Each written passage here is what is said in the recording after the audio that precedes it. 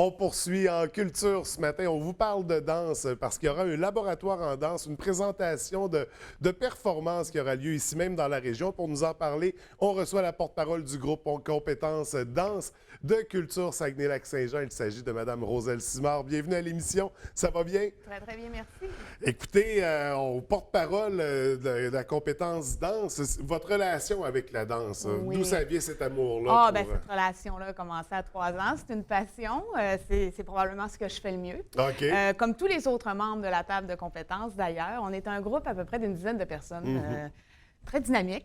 Et on amène des projets, en fait, de concertation, Ouais. toujours reliés en danse. On fait évoluer ce milieu-là. C'est bouillant. C'est des gens du Saguenay-Lac-Saint-Jean, des 4 coins.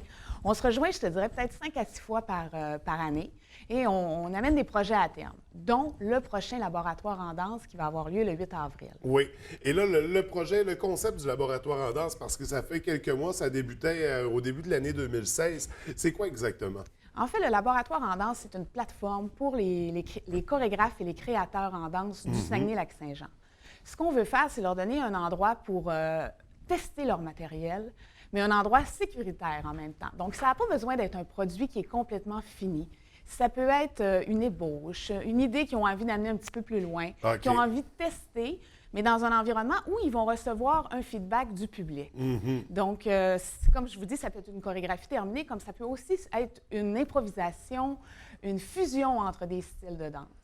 Donc, il y a un appel de projet qui se fait. C'est comme ça qu'on fonctionne avec OK. la table de compétences. Et là, ça s'est déjà déroulé. Ça cet a appel déjà eu ouais. lieu il y a 2 mois déjà. Là, ensuite, les récipiendaires ont eu la bonne nouvelle et sont partis en création, chacun dans leur studio, Oui. et vont nous présenter ce résultat-là le 8 avril.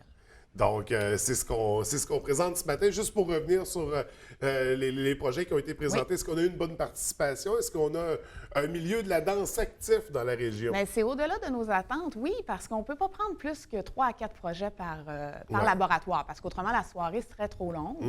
On a donc dû en refuser. Ça a été la même chose à l'automne. Mais comme c'est un projet récurrent, bien, on invite les chorégraphes à se réessayer d'une fois à l'autre Bien sûr. et à refaire un deuxième projet si le goût est là. Un deuxième et un troisième. Et on Et un n'arrête pas. troisième. On veut cette vie-là, cette Exactement. vie culturelle-là. Donc, on a 4 projets qui ont été retenus, 4 projets qui ont été choisis. Sur quels critères on établissait notre sélection? Il y a 3 critères, en fait. Le chorégraphe doit être résident au Saguenay-Lac-Saint-Jean. Oui. Ça doit être aussi il doit expliquer son but et sa démarche artistique. Donc, ça prend un concept. Ça prend un concept, absolument. Et aussi montrer un peu c'est quoi son expertise en danse. Alors, il y a toujours un curriculum vitae à l'appui. Et nous devons avoir une présentation qui n'excède pas 10 minutes. OK. Donc, ce sont les critères. Donc, belle présentation. Et là, on en a retenu 4. Les 4 Oui. ils ont reçu une bourse aussi pour pouvoir permettre le développement de ces, Du projet. du projet, de ces chorégraphies-là. Qu'est-ce qu'on va pouvoir découvrir? C'est le 8 avril que ça sera présenté, c'est bien ça? C'est le 8 avril. Qu'est-ce qu'on va voir le 8 avril? Alors, vous allez voir 4 pièces. Oui. Je vais vous nommer les chorégraphes et un petit peu qu'est-ce qu'ils ont décidé là, de développer. Alors, la première personne est Florence Larouche. C'est une jeune fille de 17 ans, Oh! tout jeune, qui a décidé de jouer elle, avec les danseurs classiques et la technique contemporaine. Donc, elle va les pousser dans la rapidité d'exécution. OK. Fait qu'on devrait avoir du beau calibre au niveau technique. Oui, oui. Ensuite, on va enchaîner avec une pièce d'Isabelle M. Campbell, qui, elle, va faire une fusion entre 2 styles, le hip-hop et le cirque. Oh! Ah donc, oui. ça va être intéressant. Ça va bouger. Et ensuite, on enchaîne avec Jean-Daniel Bouchard, qui, lui, il va pour un pas de deux contemporain, et il va utiliser les messages textes comme médium. Donc, on intègre la technologie au On travers de intègre tout ça. Et on va terminer avec, Véronique Gauthier. Oui, Véronique Gauthier, qui, elle, va y aller avec une pièce plutôt contemporaine. C'est une pièce qui a été faite pour la Journée internationale de la femme il y a déjà plusieurs années OK. de ça. Et elle a eu envie d'aller un peu plus loin là-dedans. Donc, on va traiter du sujet des femmes. Donc, un autre aspect très intéressant. Oui. Et là, on voit que les projets peuvent prendre des formes un peu plus loufoques parfois, ou nous sortir de notre zone de confort. On intègre la technologie, Absolument. des trucs comme ça. Quel genre de projet aurait pu passer?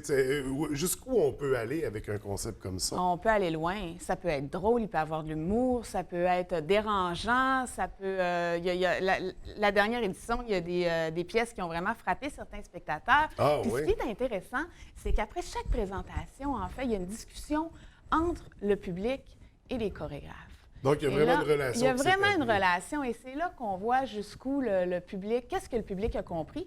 Puis des fois, c'est difficile en tant que public, si on n'est pas nécessairement connaisseur de la danse, c'est difficile de savoir ce qui s'est passé sur scène et des fois, on a cette envie-là de savoir.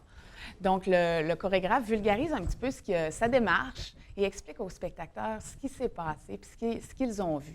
Et c'est fait de manière vraiment conviviale, c'est très détendu comme atmosphère. On a un service de bar qui est offert par la Voie Maltais sur place. Donc, les gens peuvent circuler. C'est vraiment un événement qui est chaleureux et qui est fait sans prétention. Sans prétention.